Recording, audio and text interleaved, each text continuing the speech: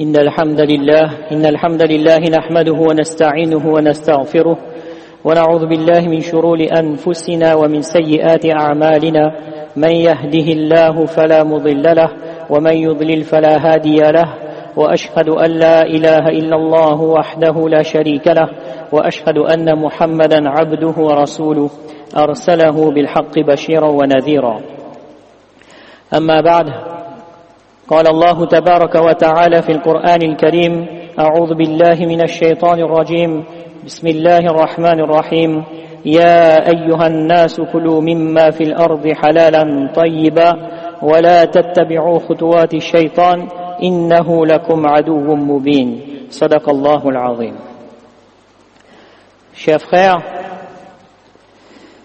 vous savez, quelquefois on fait des transactions, on fait on va dire même certaines actions ou bien certains contrats, et on se rend compte ensuite que le contrat, à l'origine même, il n'est pas accepté, il est caduc.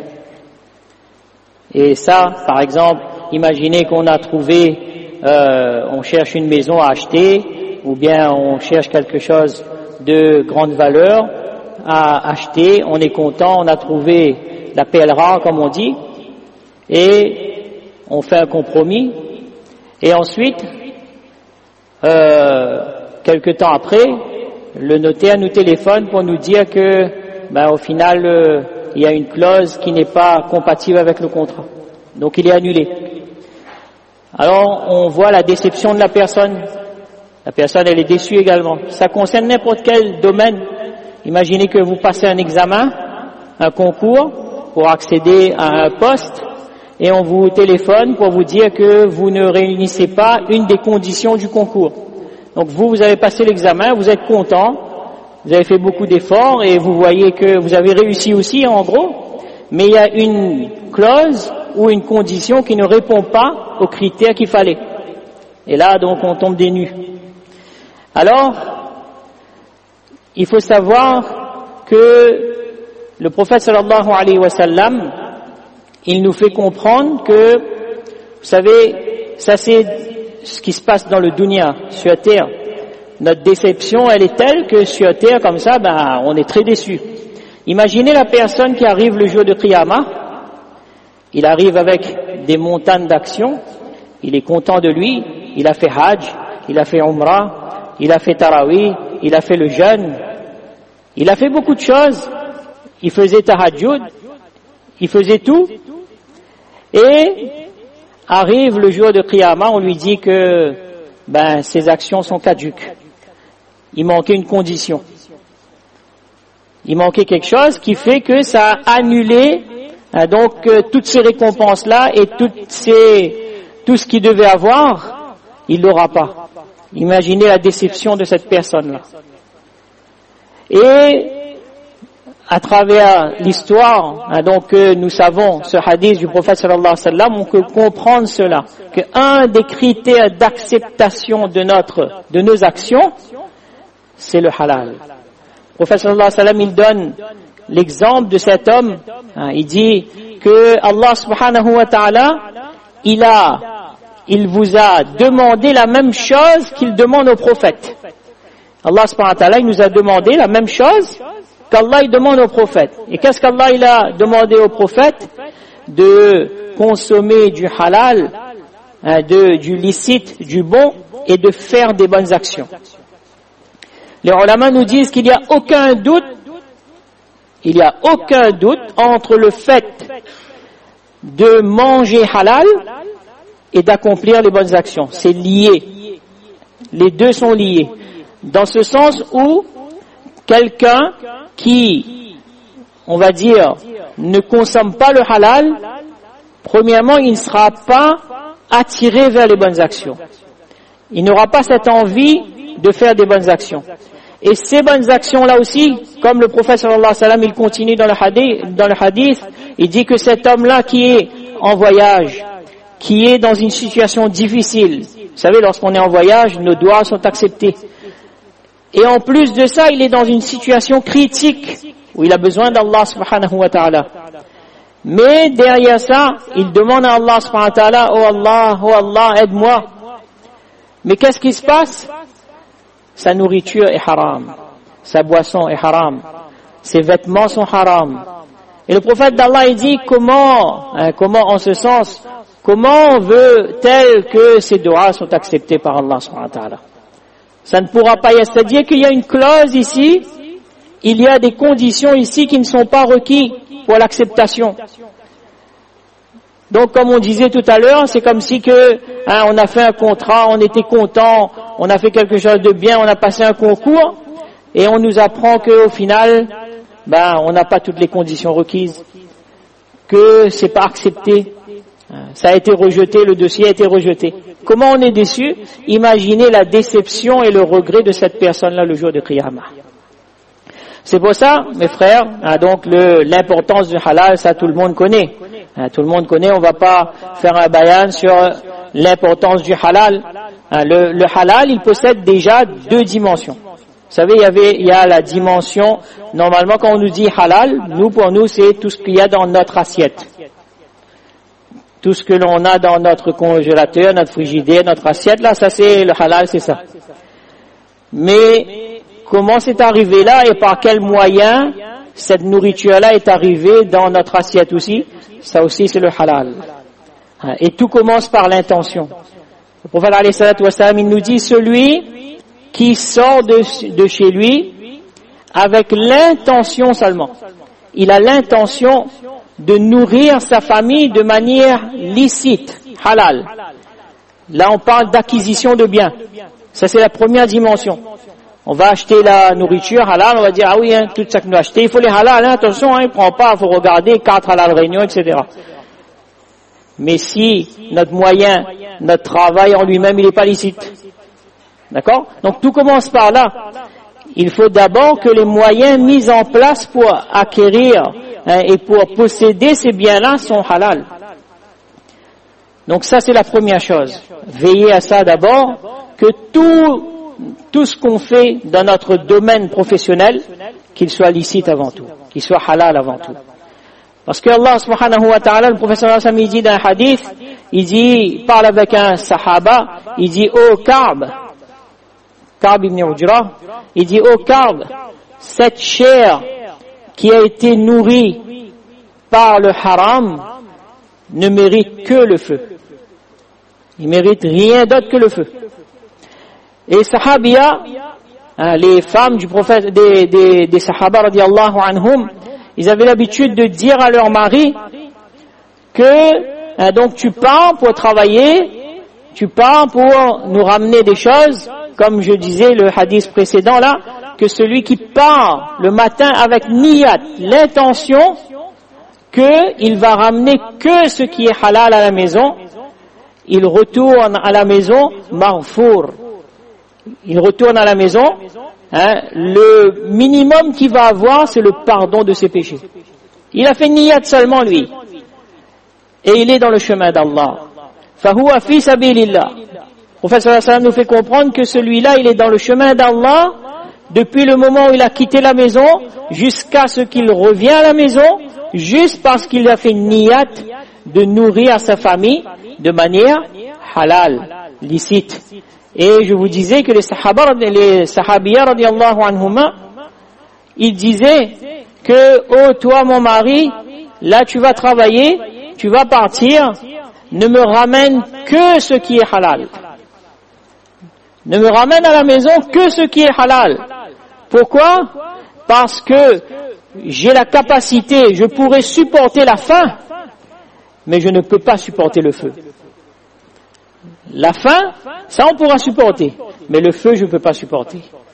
Donc quand tu rentres là, ne ramène pas des choses qui sont haram ici.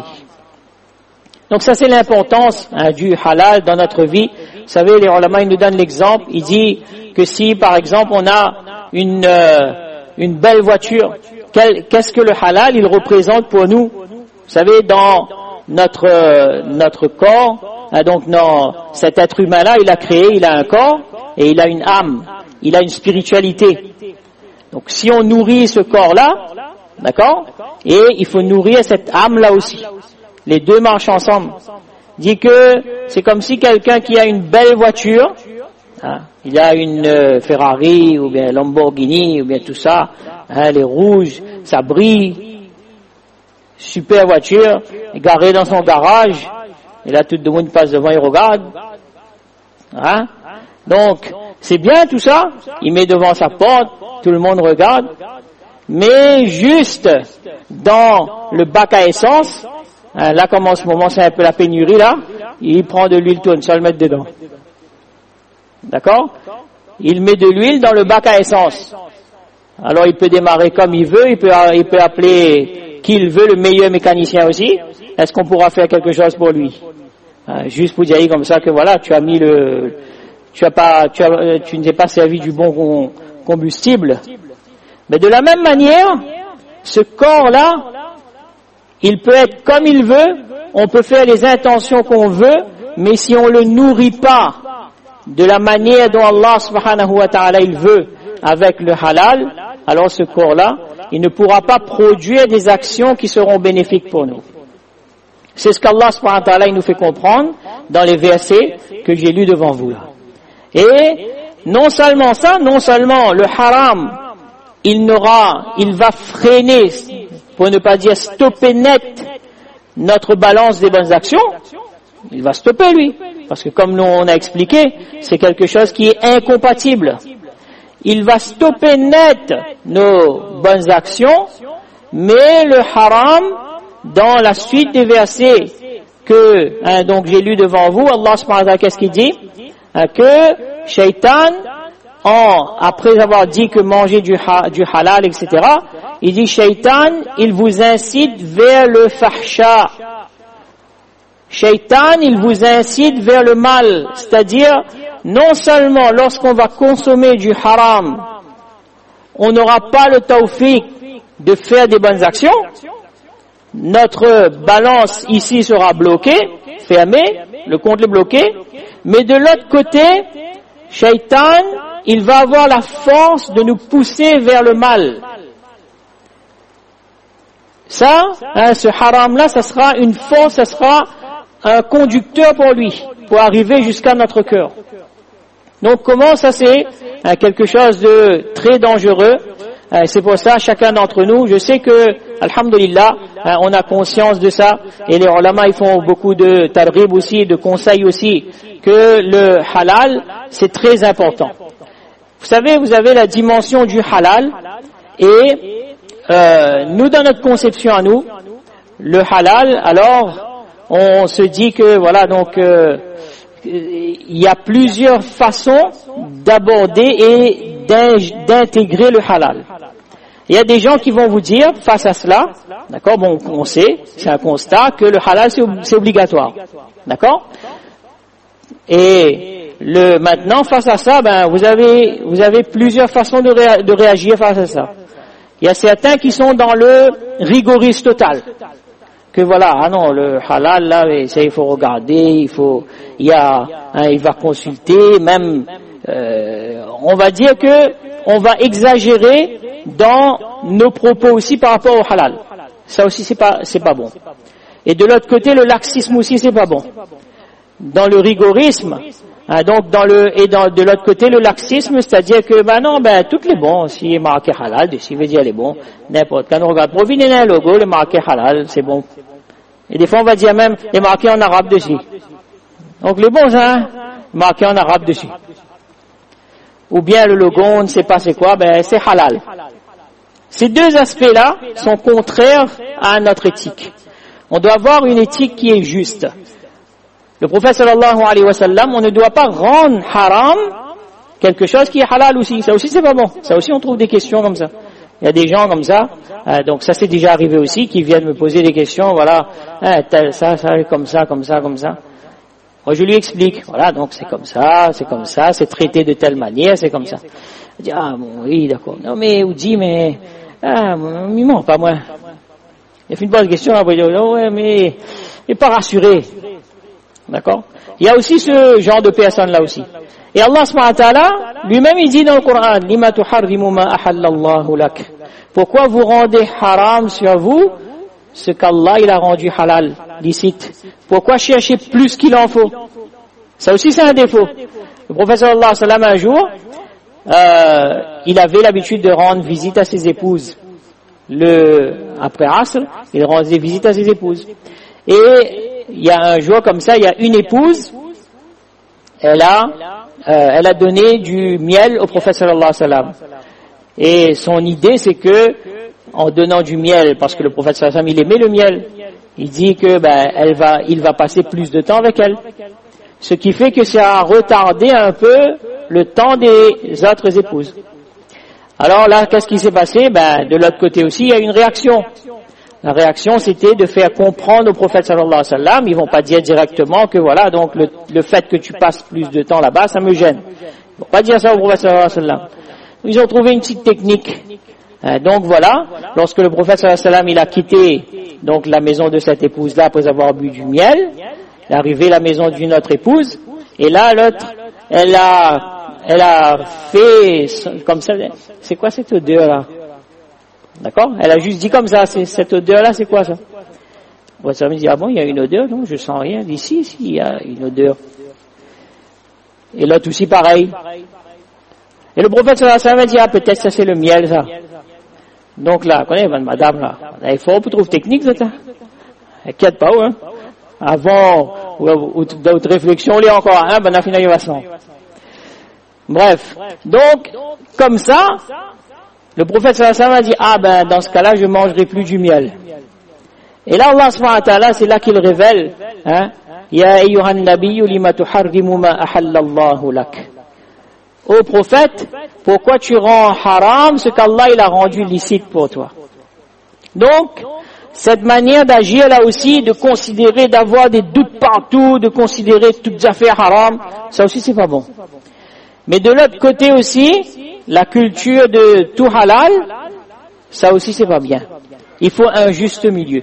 Il fait une vérification.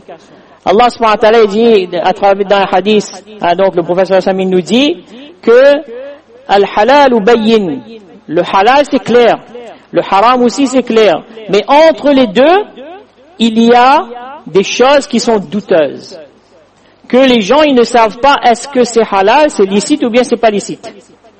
Alors, il dit, le prophète sallallahu alayhi wa sallam, il continue, que celui qui se préserve du douteux pour préserver son honneur et son dîn, alors celui-là il est resté en sécurité.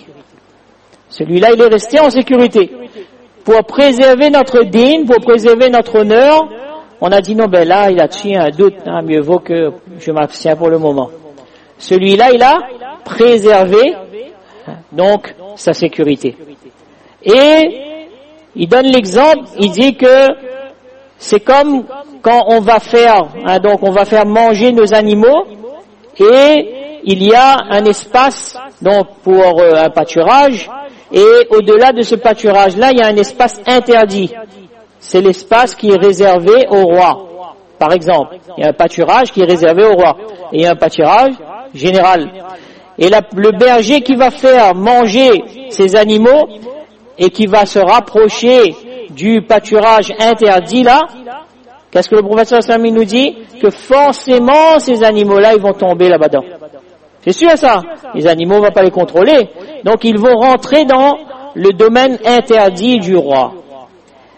Et le prophète sallallahu alayhi wa sallam nous dit, il dit, sachez que l'espace interdit d'Allah subhanahu wa ta'ala, donc ce sont les interdits d'Allah subhanahu wa ta'ala. C'est-à-dire lorsqu'il y a des choses qu'Allah il a rendues interdites là, non seulement ne faites pas, ne passez pas le pas, pas seulement ça, mais ne vous approchez pas de ça.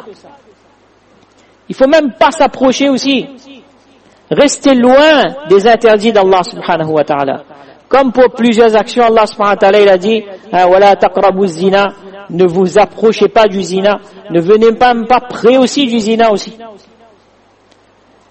Ou bien comme l'alcool, que le prophète sallallahu alayhi wa sallam, il a interdit que l'on fasse des actions qui sont en rapport avec l'alcool. Pas que l'on boive de l'alcool, non, qui sont en rapport avec de l'alcool. Il dit, il y a 10 personnes qui sont maudites. Et parmi ces personnes qui sont maudites là, celui donc qui brasse de l'alcool, qui fabrique, celui qui transporte, celui qui achète, celui pour qui il est acheté. Tout le monde est concerné. Tellement c'est grave. Et il dit aussi, ne vous asseyez pas à une table où les gens consomment de l'alcool. Pourtant, vous ne boyez, donc là, on boit pas là. Si par exemple, il y a des gens qui consomment, on boit pas. Mais le prophète sallallahu alayhi wa sallam nous a demandé de ne pas nous asseoir même à une table des personnes qui boivent de l'alcool. Pour vous dire que lorsqu'il y a l'interdit d'Allah, il faut pas se rapprocher de ça. Et les choses qui sont douteuses font partie des choses qu'on ne doit pas se rapprocher, sinon on va tomber dans le haram. D'accord? Donc le juste milieu, la bonne, donc on va dire le bon comportement qu'il faut avoir lorsqu'il concerne le halal, parce que c'est important, parce qu'on a vu que sans ça nos actions ne sont pas acceptées devant Allah subhanahu wa ta'ala. Nos actions ne sont pas acceptées, on va arriver le jour de Qiyamah, donc avec toutes ces actions, ces montagnes d'actions qu'on aura fait, et on n'aura rien du tout. Et de l'autre côté, ce halal-là, il va donc booster notre spiritualité. Mufti Muhammad Ali, notre professeur de Bhopal, donc, il nous racontait une histoire. Il dit que à l'époque, donc avant, il y avait donc la madrasa de Deoband, et à cette époque-là, il y avait les grands mashayikh, etc., même jusqu'à aujourd'hui aussi, mais je veux dire, à l'époque, c'était une époque où, on va dire, il y avait moins de biens, etc., et puis les conditions étaient un peu plus compliquées.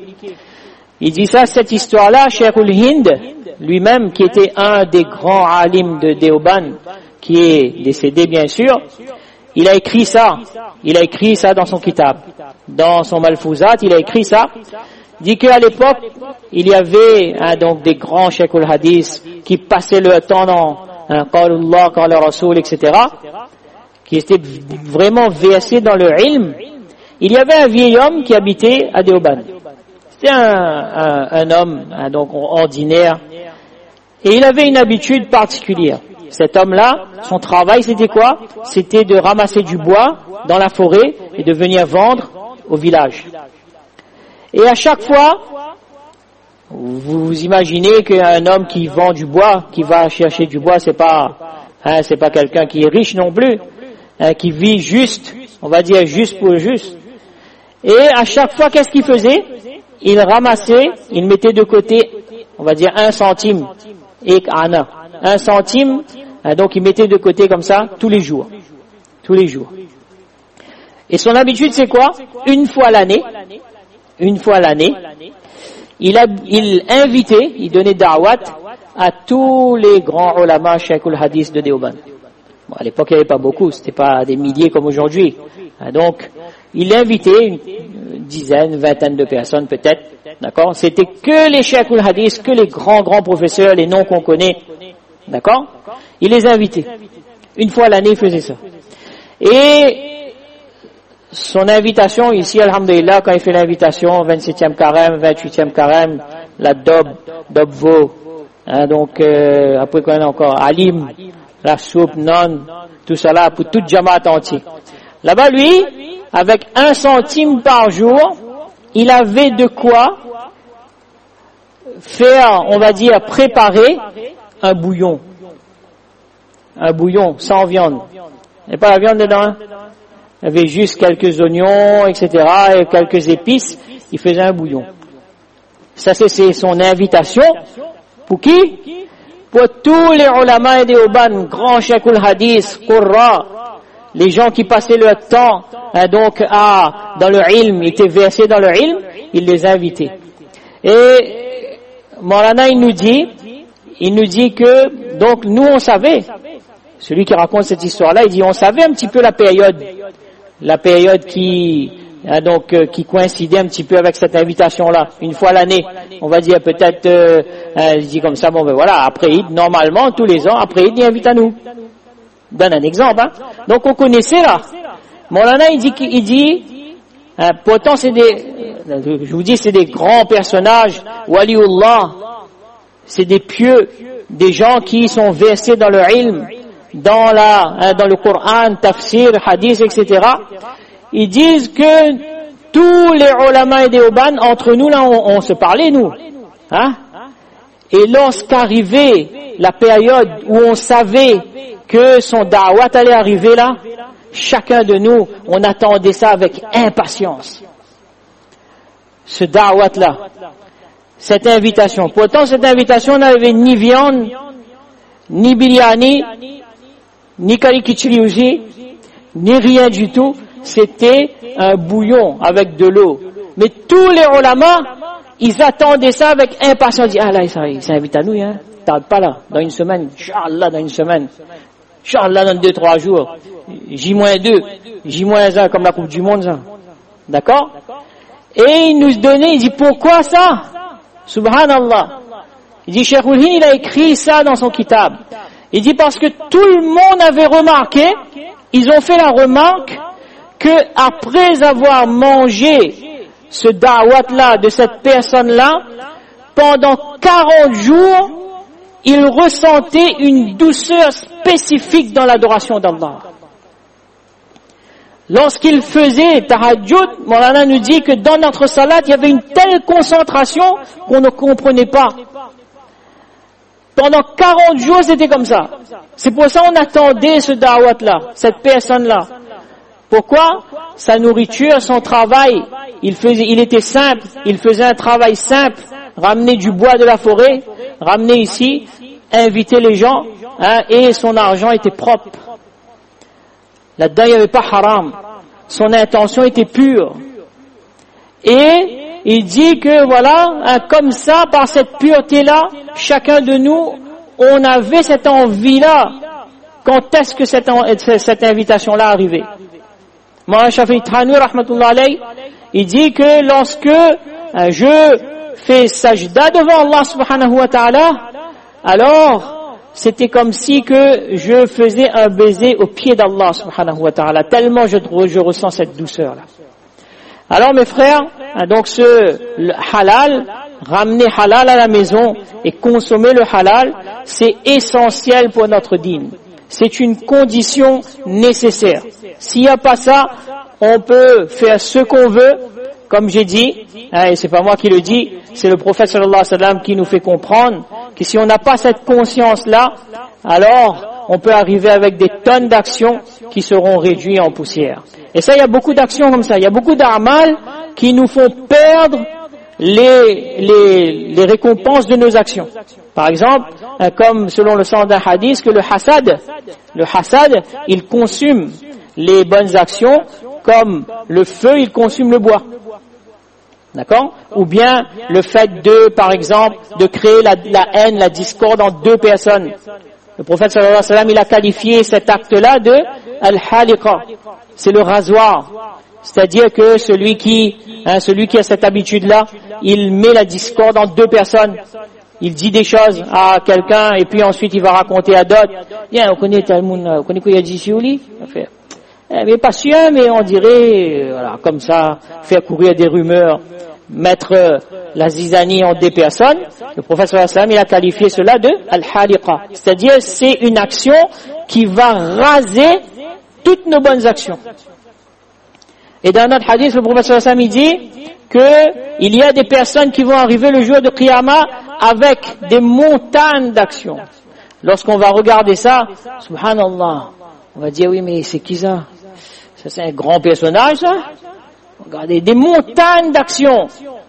Et en une fraction de seconde, ça sera réduit en poussière. Le sahaba radiallahu anhum, il demande, dit, oh, ya Rasulallah, mais c'est quel genre de personne, ça? Il dit, c'est celui qui fait beaucoup amal.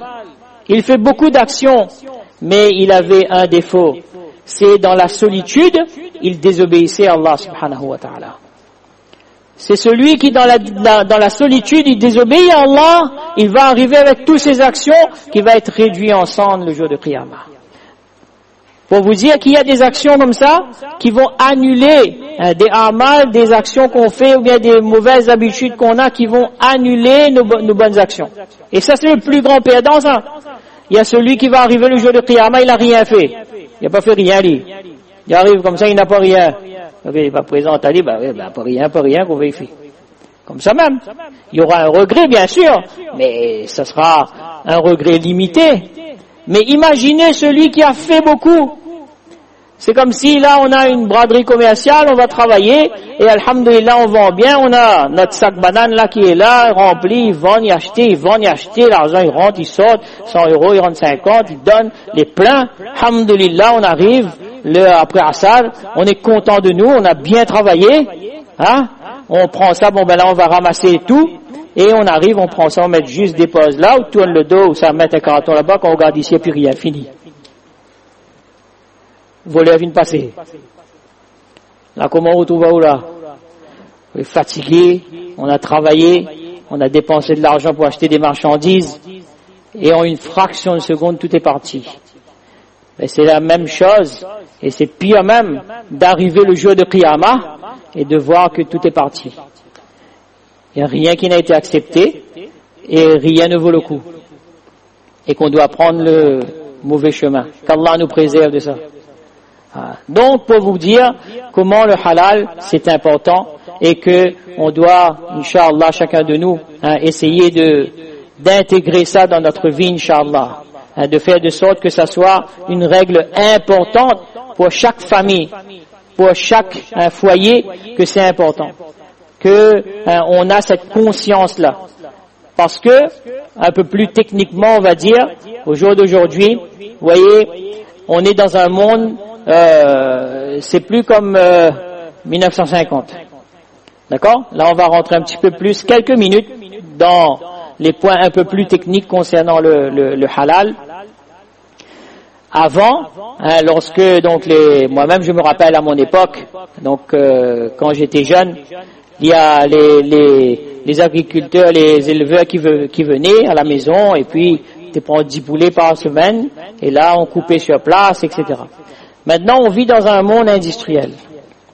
Un monde où tout va très rapidement, où donc on n'a plus le temps et on n'a même plus les moyens aussi, et puis on n'a plus aussi les moyens, on va dire, matériels aussi. On n'a plus le droit aussi, donc de faire ce qu'on veut, de consommer ce qu'on veut, de consommer à la maison, d'abattre à la maison, etc. Tout ça, c'est interdit.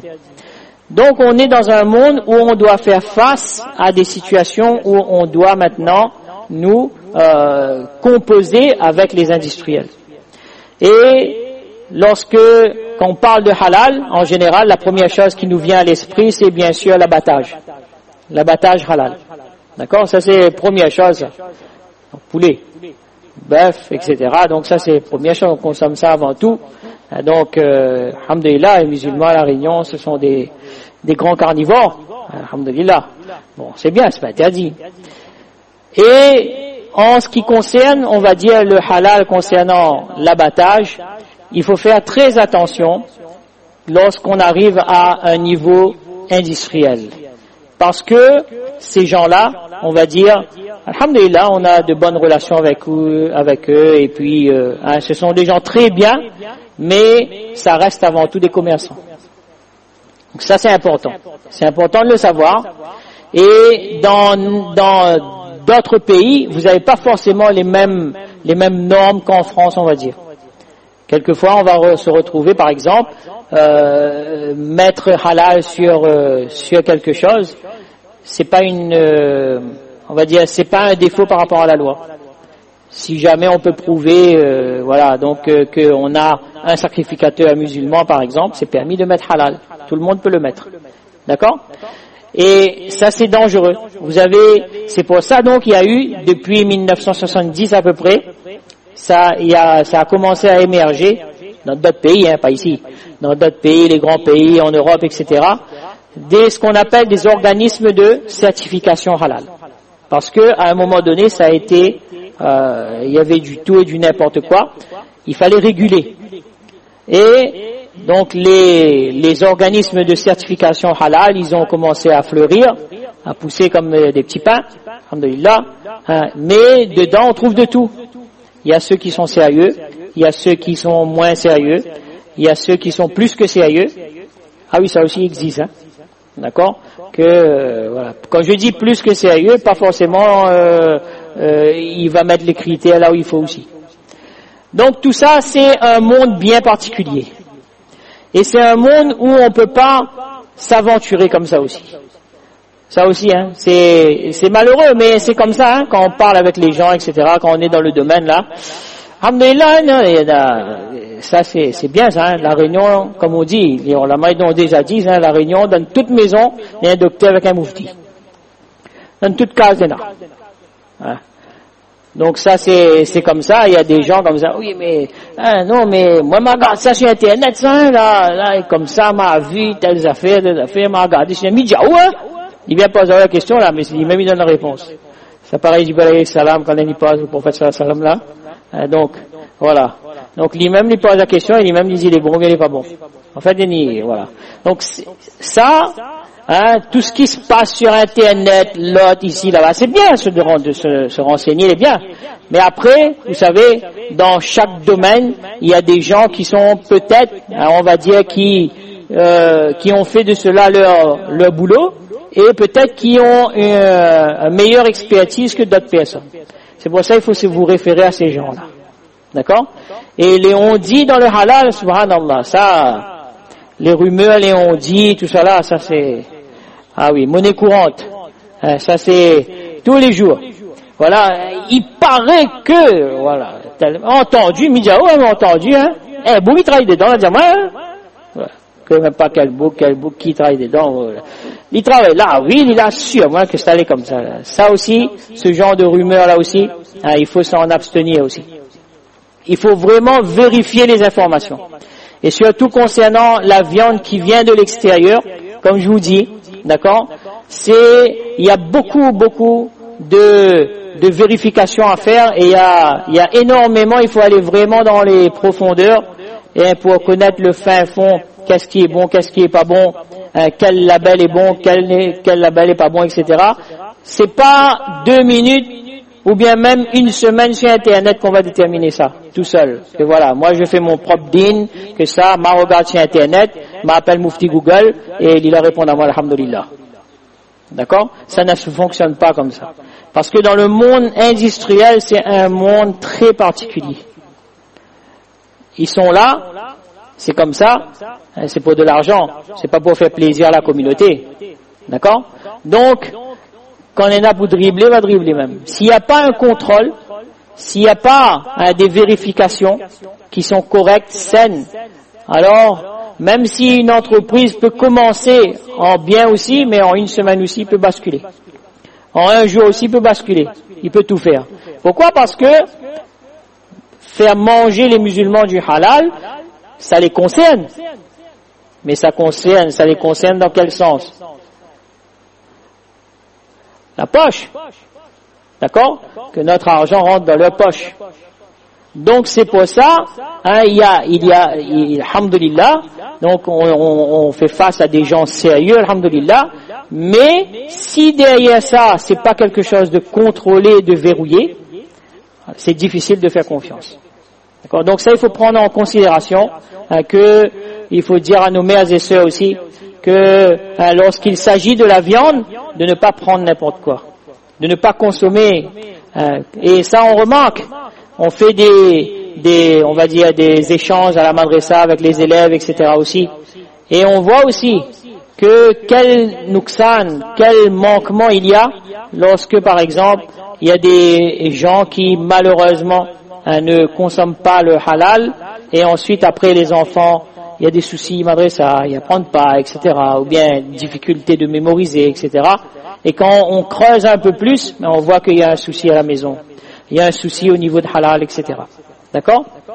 Donc ça c'est très important quand il s'agit de la viande. Et là c'est un usul aussi, c'est une règle juridique aussi, que lorsqu'il s'agit de la viande, la règle première, c'est que tant qu'on n'a pas une preuve du halal, on considère haram. Il faut bien comprendre ça, hein? D'accord? La règle juridique concernant la viande, c'est que tant qu'on n'a pas une preuve que c'est halal, on considère que c'est haram. Ah, c'est des mots, mais c'est très fort, ça. C'est une règle qui est très très minutieuse dans le fiqh, et quand on réfléchit ça là, ben, vous allez voir. D'accord? Donc, pour consommer de la viande, il faut absolument qu'on ait une preuve que ça soit halal. Après, la preuve, il y a différentes façons d'avoir ces preuves-là. Soit par un label, il y a des gens qui contrôlent, etc. Voilà. Donc, il y a tout un process, on va dire, pour arriver à ce contrôle-là. Et aussi, donc, quelque chose, il peut être haram de différentes façons. Vous savez, par exemple, comme là, j'ai dit, la viande qui n'est pas, qui n'est pas, on va dire, qui n'a pas été abattue selon le rite islamique. Mais aussi, quelque chose, il peut être haram aussi par contamination d'un autre ingrédient. On a un produit fini, mais dans ce produit fini-là, vous allez trouver des choses qui sont haram dedans, comme l'alcool ou bien d'autres éléments haram. Donc là aussi, donc il faut faire très attention pour que ce produit-là il ne contienne pas un élément haram. Ou bien, il y a eu contamination par autre chose. Donc par exemple, cet élément-là, il a été contaminé par un élément haram qui n'est pas dans la composition, mais qui vient dessus. Par exemple, je vous donne un exemple que vous connaissez tous. Il y a des viennoiseries, par exemple. Si on regarde la composition aussi, tout est bon, mais ça a été badigeonné par un pinceau à poil de porc, par exemple. D'accord?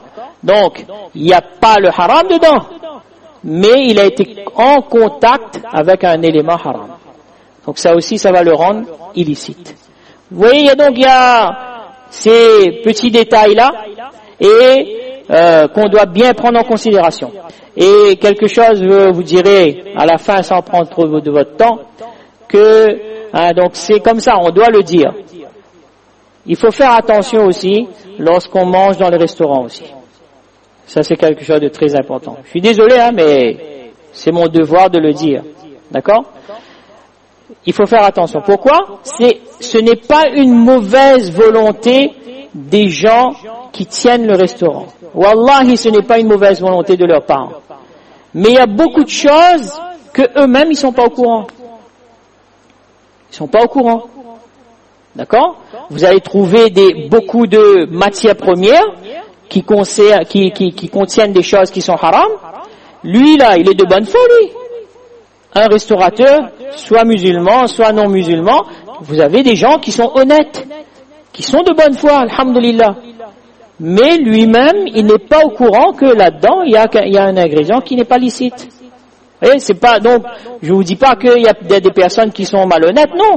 On peut faire confiance aux gens. Le prophète sallallahu alayhi wa sallam, il a fait confiance aux gens. D'accord? Il recevait des cadeaux, il recevait du fromage, qu'il mangeait. Mais, il y a des choses, aujourd'hui, avec, comme je dis, la consommation industrielle, vous avez un certain nombre de matières premières qui possèdent des choses haram dont la personne elle-même, elle n'est pas au courant. Et ça, il faut faire très attention. Ou bien, la personne n'a pas tous les réflexes qu'il faut sur le halal d'une personne musulmane. Vous savez, je vous donne juste un exemple. Vous avez les crêpes. Vous savez, les crêpes, bien crêpes, par exemple. D'accord? Dans la recette traditionnelle des crêpes, on a un ingrédient qui s'appelle l'anisette. Vous savez ça?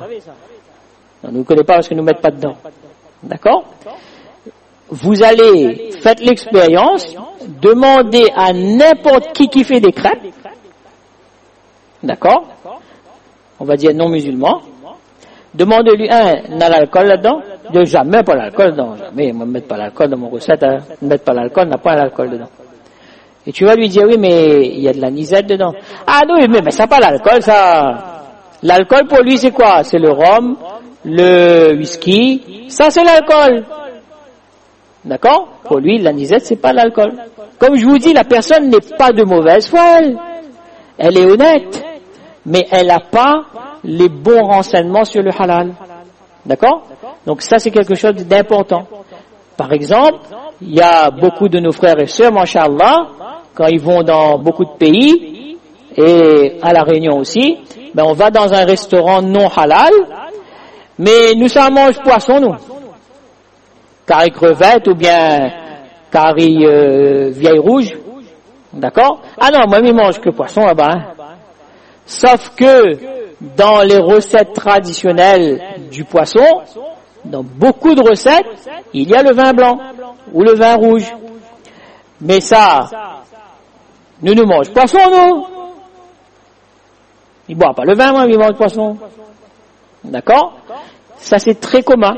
Une fois, j'ai demandé, on va pas trop s'exposer parce que c'est un sujet très délicat, ça. Hein?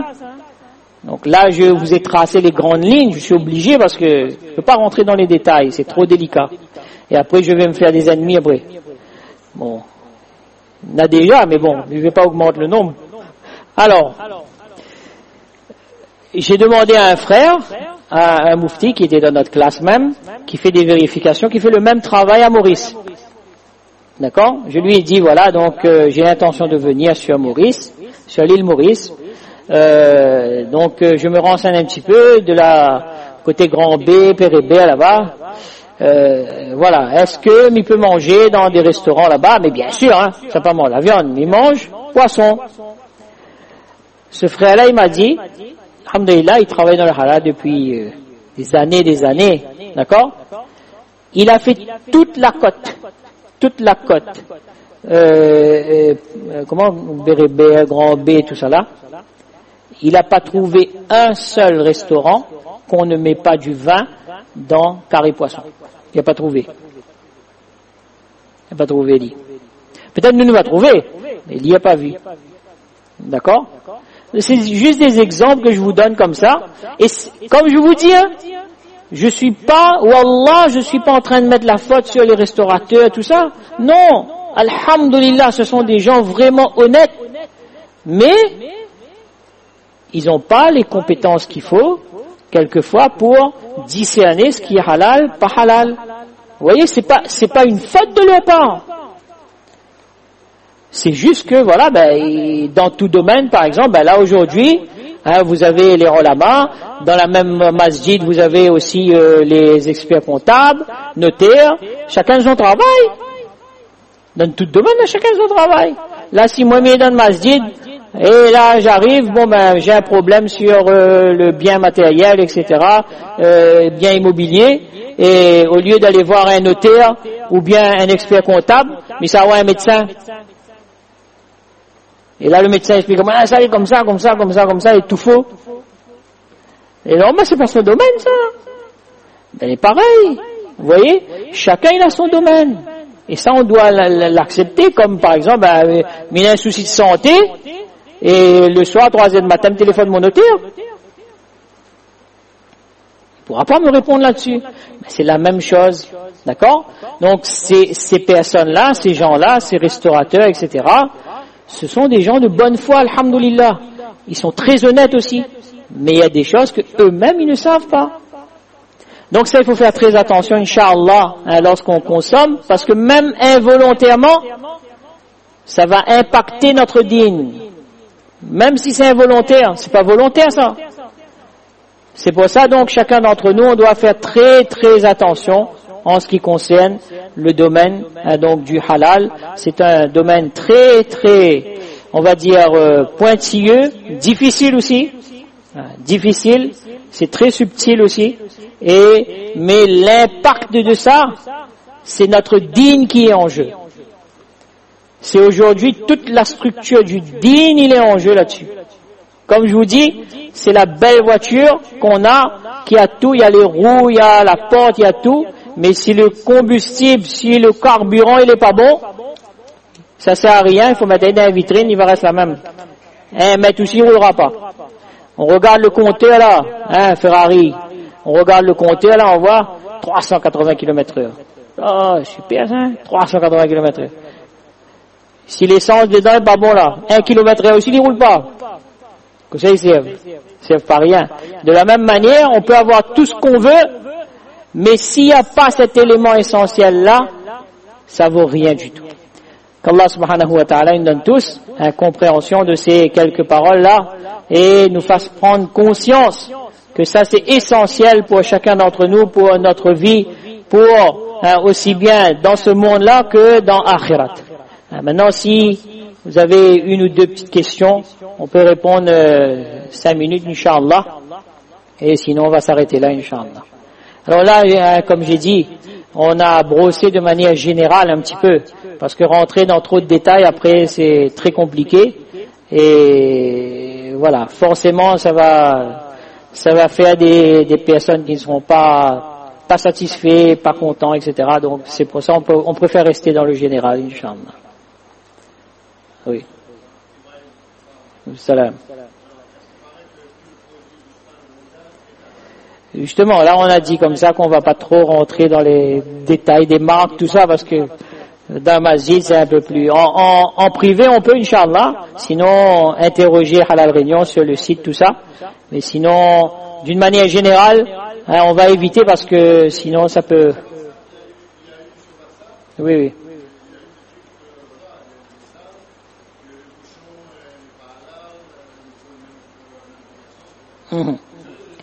Non, c'est bien.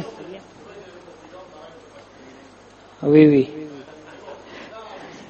Sinon, le président ne sera pas content.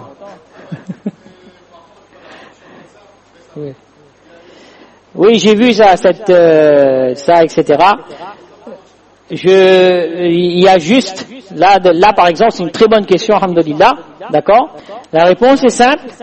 Il faut se fier à la liste que Halal Réunion il a mis en public, soit sur son site, soit à travers WhatsApp. C'est très bien expliqué, alhamdoulilah. Vous allez voir que c'est marqué dessus. Il y a la liste en vert, c'est tous les produits qui sont halal, et vous allez voir en rouge, il y a tous les produits qui ne sont pas halal. Voilà. Donc cette liste-là, elle fait foi de jurisprudence, alhamdoulilah, et c'est cette liste-là qui est actualisée, alhamdoulilah. Donc il y a les on-dit, il y a quand on téléphone là-bas, il tombe sur un moun, nous connaissons toujours, hein, il tombe sur un moun, le moun a dit, oui, mais il y a ça, tout ça. Vous savez, cette entreprise-là possède facilement quelques centaines d'employés. Donc pas forcément tout le monde est au courant de tout ce qui se passe là-bas. Vous voyez? Donc la liste que Halal Réunion il a transmise, ça c'est une liste actualisée, alhamdoulilah, et il y a les produits, il y a les références dessus aussi. Si on se base sur cette liste-là, on aura toutes nos réponses. Inch'Allah. C'est bon, président, c'est bon, Inch'Allah. Donc Allah subhanahu wa ta'ala nous donne tous tawfiq de comprendre et de mettre en pratique et de faire parvenir le message à nos mères et sœurs aussi. Parce que, comme je vous dis, il y a l'avenir de nos enfants aussi, on dépend de ça. Quelquefois, l'enfant, il est innocent, lui. Comme on dit là, il vient madrasa. Wallah, ça c'est des choses réelles, ça. On voit un enfant, il a commencé hifz. Alhamdulillah, il avance, un si par là, deux si par là, trois si par là, à un moment donné, il avance plus. Il bloque, il connaît plus sa bac. Il a fait tout ça. Ça, c'est des faits réels, ça. C'est des constats, ça. Alors, le stade, il a commencé, il dit, oui, mais là, comment, etc. Mais, il arrive, quoi, non, donc, ça arrive à où? Il a plus le temps? Non, mais, il comprend pas, il rentre pas même. Il avance pas même, il rentre pas. Mais, quoi il fait la maison? Comment il a fait, tout ça? Creuser. Là aussi, creuser, il a pas fait ça par curiosité, hein. Il a fait ça pour essayer de comprendre ce qui se passe, pour aider cet enfant-là. Et là, l'enfant, il dit, non, là, ma commence mange la cantine. Ou bien, la commence fait telle chose. Ou bien, voilà, maman, papa, il prend tel poulet, etc. Et là, on voit que, voilà, il y a un souci à ce niveau-là. Vous voyez? Donc ça, beaucoup de fois, c'est comme ça. Donc, ça a un impact important pour les enfants également. C'est pour ça, donc chacun de nous fait l'effort, Inch'Allah, le nécessaire, qu'Allah subhanahu wa ta'ala, il nous fasse comprendre que pour le halal, là, il faut aller à la recherche. Comme ce frère, Inch'Allah, Ibrahim, c'est ça? Alhamdulillah, donc il a fait l'effort d'aller demander, rechercher. Ça, c'est la bonne démarche. Et comme j'ai dit, quand vous demandez, donc, le dhikr, demandez aux gens qui connaissent dans le domaine. Voilà. Donc, je vous ai pas dit de demander à moi, hein? Non. il y a des organismes qui sont là, il y a plusieurs personnes. Donc vous allez demander, vous allez vous renseigner, et ainsi on va se préserver du douteux, Inch'Allah, et du haram, alhamdulillah. Jazakumullah pour votre écoute. بسم الله الرحمن الرحيم الحمد لله رب العالمين والعاقبة للمتقين والصلاة والسلام على سيدنا محمد وعلى آله وأصحابه أجمعين ربنا آتنا في الدنيا حسنة وفي الآخرة حسنة وقنا عذاب النار ربنا لا تزغ قلوبنا بعد إذ هديتنا وهب لنا من لدنك رحمة إنك أنت الوهاب اللهم أعنا على ذكرك وشكرك وحسن عبادتك اللهم أجرنا من النار ربنا اغفر لنا ذنوبنا وإسرافنا في أمرنا وثبت أقدامنا وانصرنا على القوم الكافرين اللهم اهدنا واهد بنا واجعلنا سببا لمن اهتدى يا مصرف القلوب صرف قلوبنا على طاعتك يا مقلب القلوب ثبت قلوبنا على دينك رب ارحمهما كما ربياني صغيرا رب زدني علما رب هب لي من لدنك ذرية طيبة إنك سميع الدعاء اللهم إني أسألك إيمانا كاملا ويقينا صادقا ورزقا واسعا حلالا طيبا وقلبا خاشعا ولسانا ذاكرا وتوبة نصوحا وتوبة قبل الموت وراحة عند الموت ومغفرة ورحمة بعد الموت والعفو عند الحساب والفوز بالجنة والنجاة من النار برحمتك يا عزيز يا غفار اللهم صل على سيدنا محمد وعلى آل سيدنا محمد وبارك وسلم سبحان ربك رب العزة عما يصفون وسلام على المرسلين الحمد لله رب العالمين